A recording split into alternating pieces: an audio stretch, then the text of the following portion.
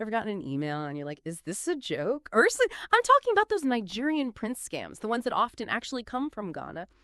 Yeah, we've all seen them, had a chuckle. But today, we're going deeper. Why do these scams exist in the first place? Lucky for us, we've got the SCARS Institute with us. They're like the scam experts. Their research takes us way beyond the headlines. It's history, culture, technology, all mixed up. Fascinating stuff. So first off, rewind with me to Ghana right after they got independence. New nation, tons of hope, but also some really tough economic times. What was that like, and how did it set the stage for scamming to take hold? Picture this. A brand new nation, right? Everyone's excited, ready for progress, but jobs are scarce, people are struggling with poverty, and education, it wasn't easy to come by. So what happens? People get desperate, they need to survive, right? And that's where we see those early, small-time scams start to pop up. It wasn't even always about being malicious, more like, I gotta put food on the table kind of thing. Makes sense, that underlying vulnerability due to the economic situation, but then things get even more interesting when technology enters the scene. I learned about Agbog Blushie. It's this district in Ghana's capital. They call it a massive e-waste dump. But it became something totally different, didn't it? Oh, absolutely. We're talking mountains of old computers, a tech graveyard. But, and here's the thing, Ghanaians, they saw opportunity in all that chaos. Resourceful bunch. They started taking those computers apart, figured out how to rebuild them, and boom, they've got internet access. Wow, so it's like this unintentional side effect of the whole tech boom. You've got this generation with tech skills, internet at their fingertips, but still dealing with that economic hardship we talked about. Exactly. And that's the breeding ground for what we now call Ghanaian scams. The internet gave them the tools, anonymity, global reach, everything they needed. But hold on, because it gets even deeper. There's this whole cultural layer to it. Makes it way more complex. You're talking about Sakawa, right? Read a bit about it. It's wild, this mix of internet scams with traditional spiritual practices. How does that work? Sakawa is fascinating. They're not just using tech to scam. They're using traditional West African spiritual practices, what they call juju, to kind of give their scams an extra boost. So like calling on supernatural forces for their online hustles, that's not your average internet scam, that's for sure. Exactly. It's like they think these rituals, charms, spells, all that, give them an advantage, make their scams stronger, more effective. Now, whether they truly believe it or it's a way to make themselves feel better about what they're doing, that's up for debate. But to really get Ghanaian scams, you got to understand this aspect. It's key. It's like ancient magic meets modern technology, and it's all happening online. Right. But we can't forget, there are real people getting hurt by these scams. Yeah, it's easy to get caught up in the whole cultural and tech side of it. But the impact on victims, it's real. We're talking about people losing everything, their savings, their homes, even their sense of security. And it's not random, right? Like there are patterns to these scams. The SCARS Institute, they've identified some of the most common ones coming out of Ghana. What are we looking at here? Well, one that just breaks your heart is the romance scam.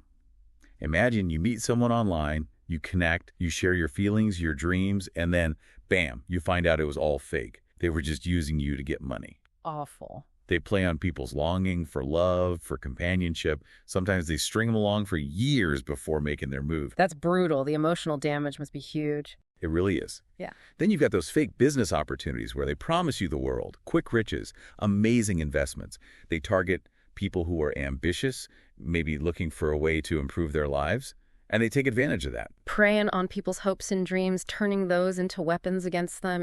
And they've gotten really good at it too, haven't they? Keeping up with all the latest technology. Oh yeah, as technology gets more advanced, so do their scams.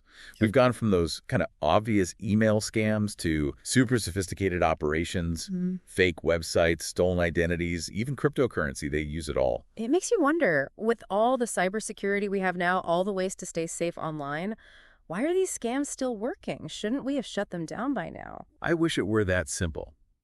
Part of it is just the sheer volume. They're churning these scams out constantly, and they're always adapting. As soon as we catch on to one tactic, they switch it up. Plus, these crimes cross borders, which makes it tough for law enforcement to keep up. A global game of cat and mouse. But it feels like it's not enough to just go after individual scammers, right?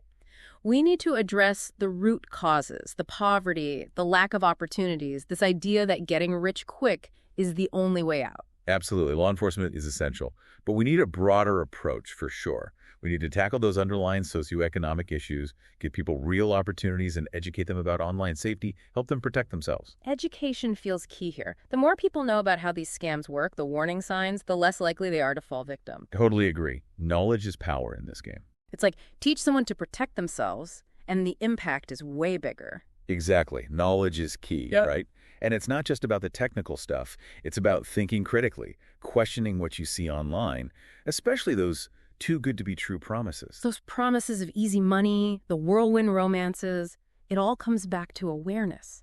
Knowing the tactics, knowing your own weaknesses, knowing what resources are out there to help. Exactly. That's where organizations like SCARS come in. They're doing amazing work. Education, prevention, they're pushing for stronger laws, supporting law enforcement. They're on it. The unsung heroes of the internet, keeping us all safe from those digital predators. Their research has been so important for understanding how these Ghanaian scams really work, so big thanks to them. Couldn't agree more.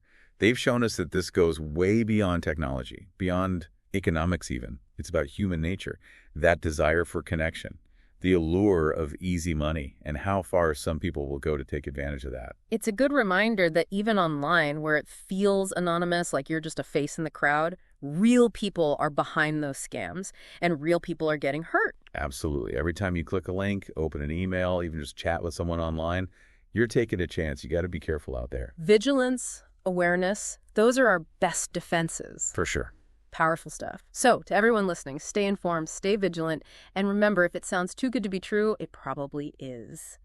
Until next time, keep exploring, keep asking questions, and we'll see you on the next deep dive.